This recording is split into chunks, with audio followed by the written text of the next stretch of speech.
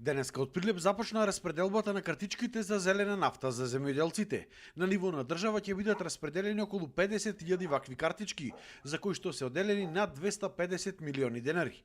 Од понеделник овие картички ќе може да се подигнуваат од подрачните канцеларии на Министерството за земјоделство. И мислам дека оваа мерка која што имаме веќе неколку години представува еден одличен механизам за покривање, односно за финансирање на влезните инпути во земјоделството, овој пат во горивото, како нешто многу важно за земјоделците. Веќе во наредниот период ќе биде отворено и аплицирањето за вештачко ѓубриво, набавено вештачко ѓубриво за есенската сејдба. Од Министерството за земјоделство очекуваат дека оваа есен во Пелагонија ќе имало засадено за 30% повеќе површини со житни култури за разлика од лани.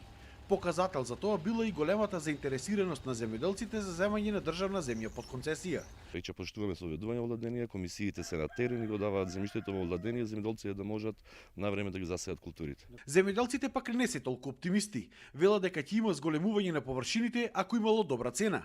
Не се задоволни од годинешната цена на пшеницата која што се движи од 18 до 19 денари. Токму затоа над 40% од земјоделците не го предавале житото и си ја чувале дома пшеницата чекајќи подобра цена. Бараат минимум 25 денари за килограм. Пшеницата ми е дома. Чекаме цена. Па мислам дека е мала цената.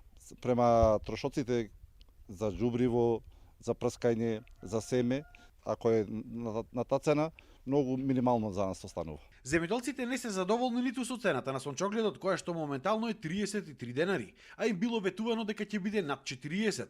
Доколку останело вака, немало в година да има толку површини под сончоглед како оваа.